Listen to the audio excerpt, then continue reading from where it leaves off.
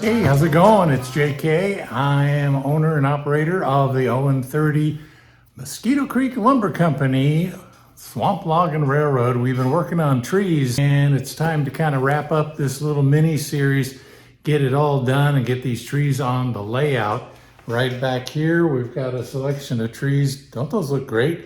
They need a little fine tuning, maybe a little detail work here and finishing up. And I'm gonna fire up the old airbrush and do a little bit of painting on these. And then we'll finish up this series. Thanks for subscribing and telling your model railroading friends, your narrow gauge enthusiasts, your On30 friends, you know, the black sheep, about our channel here. Continue to support it, appreciate it a lot. So let's get to work here in the garage workshop and start working on some of these trees. Now at this stage of building these trees, I was ready to give the trees a base coat of a dark color. I decided at first to go with a rattle can flat camouflage paint, Rust-Oleum, and after doing that, I wasn't really happy with the way it turned out. The paint wasn't really working out with other paints that I wanted to use, so I kind of, after painting all the trees, I decided not to go back to that and just use acrylics shot through my airbrush. So after that fiasco, I decided to go back in and kind of start from scratch, giving the trees a light gray color to start with as the base, and then going back in again with acrylics to get the final shades on the bark and the branches.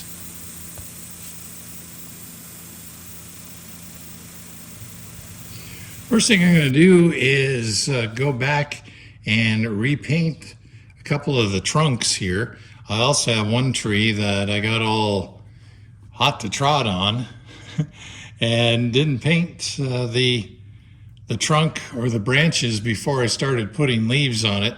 So we're going to work around that and spray from underneath, get the bark looking like a regular tree, and put some shadow details underneath all this, and that one will be getting ready to go. This one's looking pretty good. I like this tree.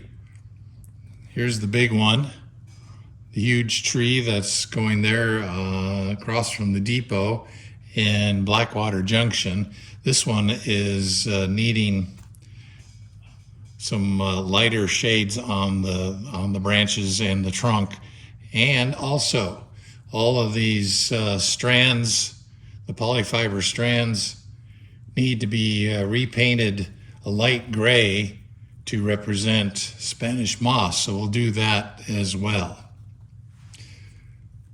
This tree here, this tree here, I did a different technique on the trunk.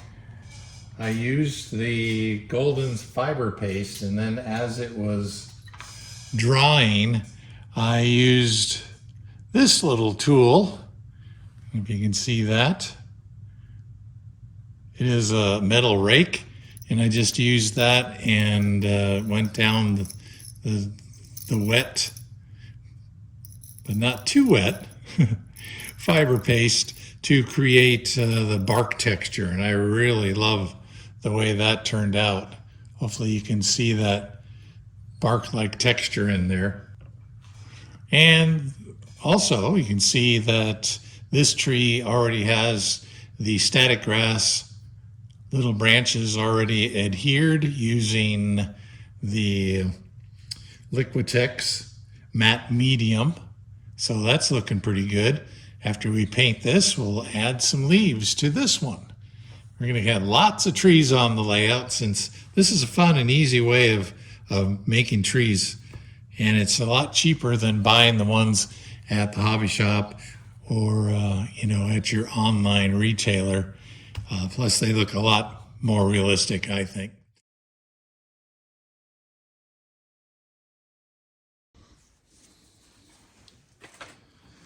Well, I've started already to put some of the super tree, super leaves, scale leaves on. This color is a little bit brighter. This is light green from the super leaf SE6112, but I can paint this and kind of tone it down a little bit. But this is the super leaf scale leaves, and I've got another darker color on order that should be here in the next day or so, so I'm looking forward to using those products too. So again, what we're going to be using is the Liquitex acrylic medium, matte medium, and I've thinned that down a little bit, about 50-50-ish, thereabouts, matte medium to water. And then I'm coming in here and I'm trying to coat all of these thatchings, or these small branches, with the matte medium. And that'll be our glue to start applying the tree leaves. I poured some of the leaf material. As you can see, it's not ground foam. Can we get in that close? It's just these irregular shapes that kind of look like leaves. So just while the matte medium is on, we'll grab a pinch of this and sprinkle it over the matte medium on the tree.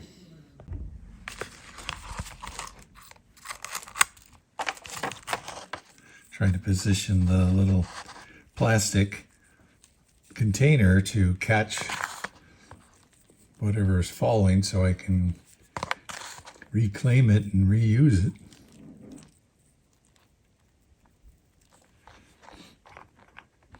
You can see that's pretty cool. Come out here to the ends of these guys.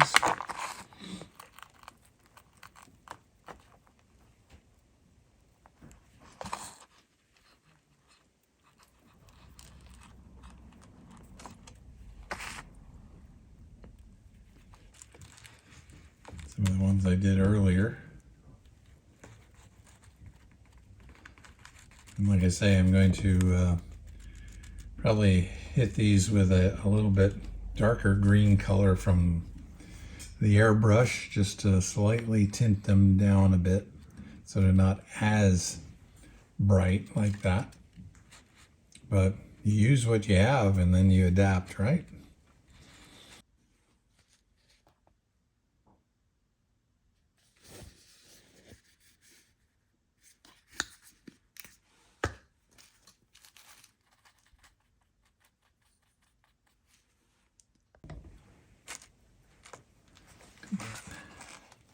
Stay still.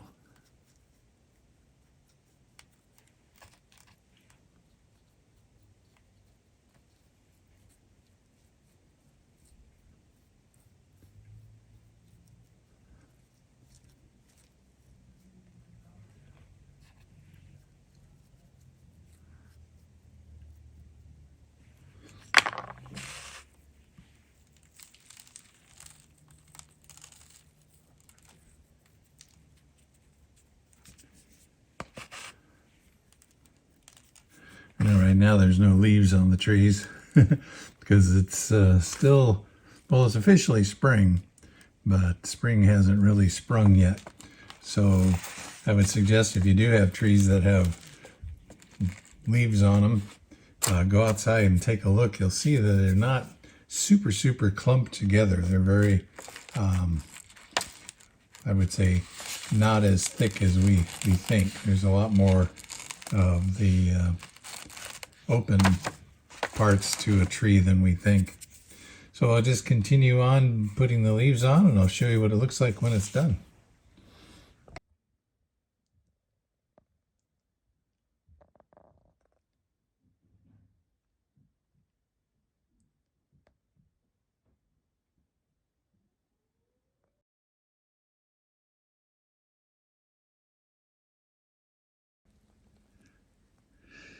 Using a tip that I found on YouTube or online, I thought I'd give this scenery product a try for leaves on my new trees. And what is this particular scenery product? Dried parsley flakes. And I got this in bulk, and it was a lot cheaper, about a half a pound of flakes. I've actually used some for the kitchen, replacing the small containers that we have. Ingredients: parsley flakes. So I don't know, it looks like leaves to me. We'll give it a shot. So what I've done is I've added some of the parsley flakes to the remainder of the super leaf product that I was using on the other tree, and mixed them together. And I kind of like this blend, actually. It looks pretty cool. So with this next tree, I'm going to try this material and see how it looks. Give it a shot. I think it's going to be awesome. Who would have thought? Dried parsley. It looks like leaves, that's for sure. Well, let's get this going.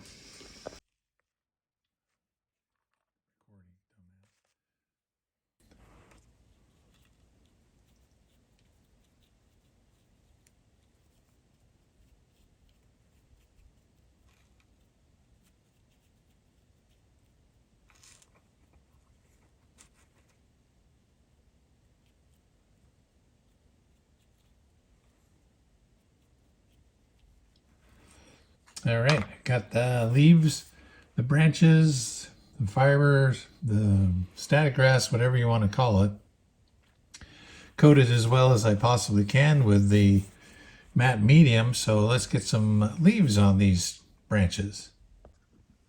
So I'm positioning my trough of leaves underneath the branches where I'm going to be applying the leaf material. So if the excess will fall in there, so we'll just kind of give it a sprinkle.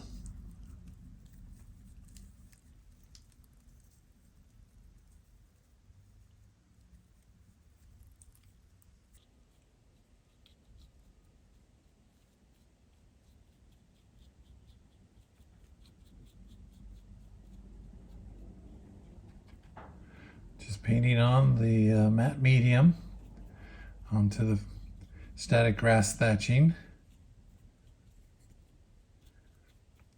Doesn't take a lot of glue to get those leaves to stick, since they are pretty light. And some of the ones that already fell on those branches, we'll just leave those there. Grab a little pinch of the leaves and just sprinkle them on.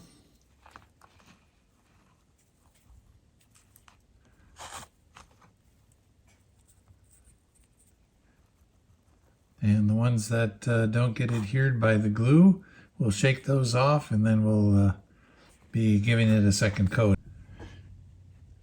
You can see why I wanted to put the Spanish moss on first before I did the thatching and put the leaves on. And I don't know if you have seen Spanish moss in real life, but man, it looks pretty convincing, I have to say. Pretty good using that acrylic fiber scenery material.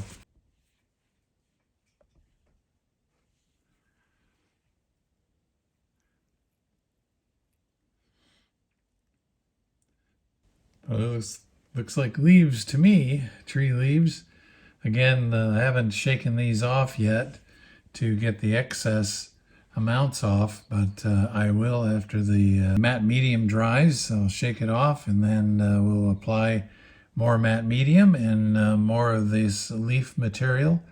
But so far, I'm very, very pleased with how this combination of super leaves and dried parsley turned out.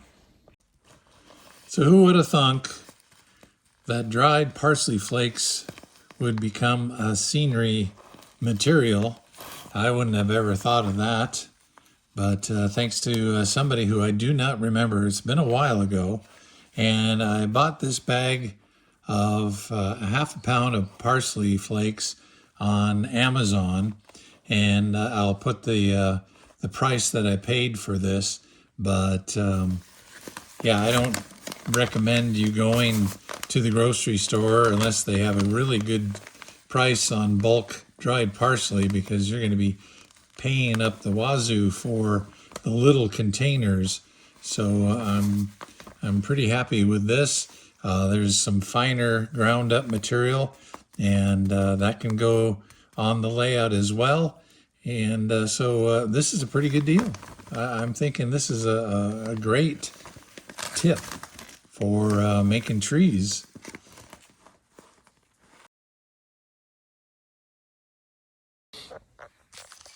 One of the other things I wanted to show you was, it's very potent, it wants to jump out of my hand, is a mixture of matte medium and just plain water. And I put it in one of these little 2-ounce sprayers, and I'm using this to secure the leaves that maybe aren't 100% glued down to my trees with a little spray of this. And it's the same matte medium, just thinned down, that I'm using to adhere the leaves to the trees. So I'll show you how I use that.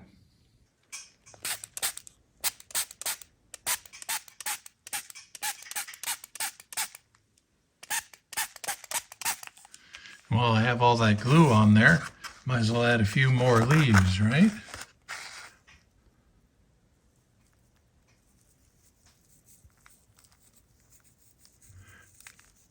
That'll help make the foliage a little thicker, and then I can go back over and give it a spritz, and that'll keep it in place and kind of condition the parsley leaves, give them a nice coating so they don't just dry up and flake off.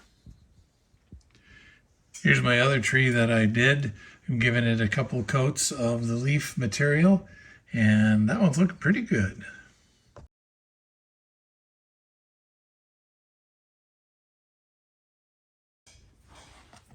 Here's the two Tamiya paints that I'm going to be using. Sky gray with just a touch of this dark yellow is going to represent the color for the Spanish moss. And then I'll add more of the dark yellow to the sky gray and produce a little bit lighter color for the bark on the trees. Maybe adding just a little bit of brown in there too, but not too much. So that's what we're going to do. These are already kind of pre-mixed with isopropyl alcohol, 91%. And so they should be close to being airbrush ready. I'll probably add a little bit more of the isopropyl alcohol once I get it into the airbrush. Normally I start with a few drops of the isopropyl alcohol in the paint bucket there. And let's see, I think I'll do the Spanish moss after I do the trunks. So I'm going to use a little bit of this guy. There we go. And just a couple drops, there we go, of this burnt umber craft paint. I do have more of the Tamiya dark brown on order, but it's not going to be here in time to finish up this video. With the tree branches and the trunks already a dark color, let's move the camera up here just a little bit. This lighter color airbrushed on there will highlight it, and the darkness will be, the dark color will be more like the shadow tone. So I think we're good with that. All right, I got about 38, 39 pounds of pressure in the airbrush.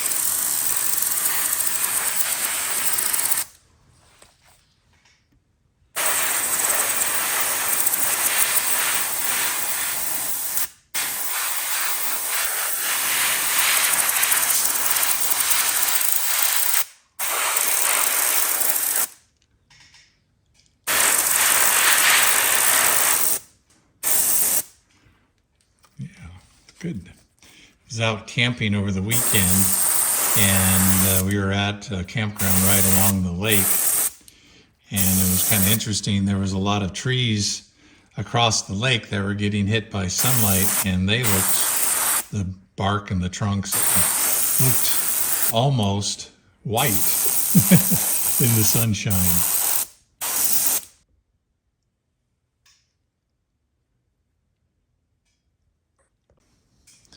All right, now it's time to tackle this one. And I'm kind of going to give it a base coat of the tan, but I've also added just a little bit of a little bit more darker color to it. Let's see how that's shaping up there. Kind of like that. So, don't be afraid to experiment with color. This is what I was using before, the dark yellow, the XF60, and it had a little bit of the gray in it. And then I added a very light wash with some black, and it's got kind of a darkish tan color, and I'm kind of liking the way that's turning out. So if I want to, I can always go over the trunk with a stain, a darker stain, to bring out the details in the texture and add a little bit of shadow detail.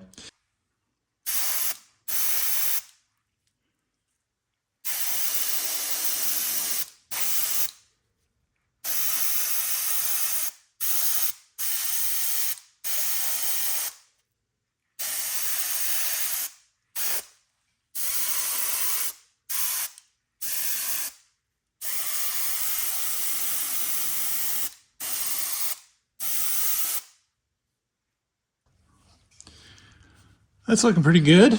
I think as modelers, we tend to paint things darker than we really should, because in our artificial lights of their layout room, we don't have that intensity like you would get with full sunshine. So if we paint something really dark, it's going to turn black and you'll lose a lot of the detail. And I think it's better to be on the light side and just allow for darker intensity layout lighting to tone down everything. Okay, now it's time to spray my Spanish moss. I've been researching Spanish moss and looking at photos and the ones that I've taken and ones on the internet, and boy, the stuff sure comes across as being a light gray. This is a sky gray, and that's probably just about it. I'll probably warm it up with just a touch of that dark yellow, but for the most part, we're going to do the gray color for our Spanish moss.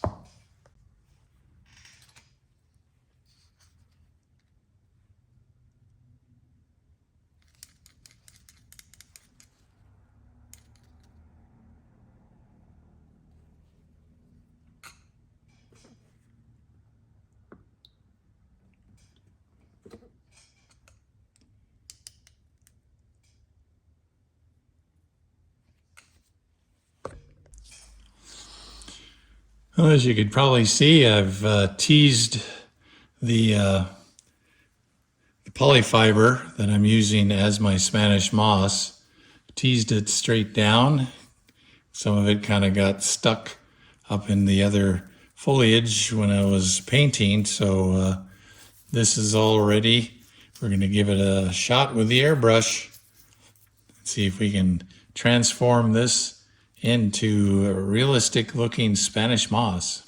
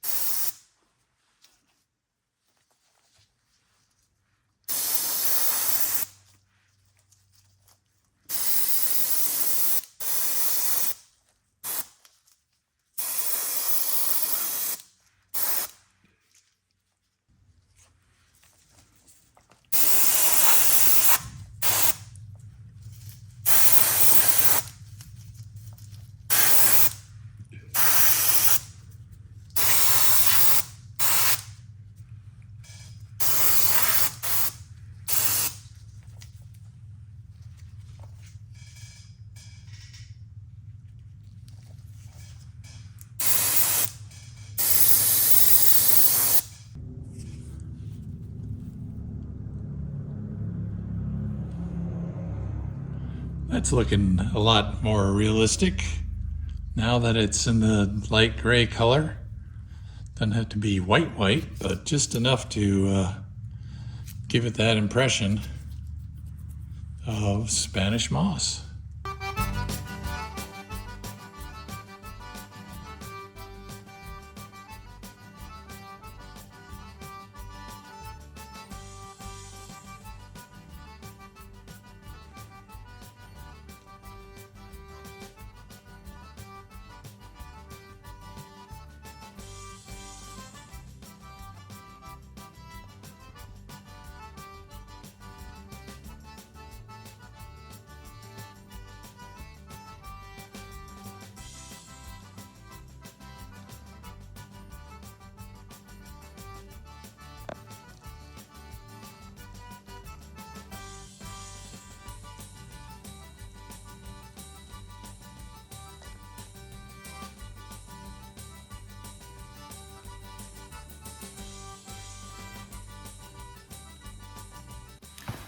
Well, that wraps up our series on trees for now. I've got another little idea for making some rotted out stumps that are going to look really, really good. And I'll show you how I do that using clothes pole, another floral type wire that's covered with paper. Going to show you how to make cypress tree trunks that are rotted out in the middle and have trees growing out of them and moss and ferns and stuff. It's going to be cool. That'll be coming up in a little bit. But again, thank you for watching. Thanks for subscribing to the channel. I hope you enjoyed this series. And every time you give me a like, it really helps out the channel because it tells YouTube that you're interested in this type of content. So in the meantime, have fun model railroading, and I'll see you in the layout room.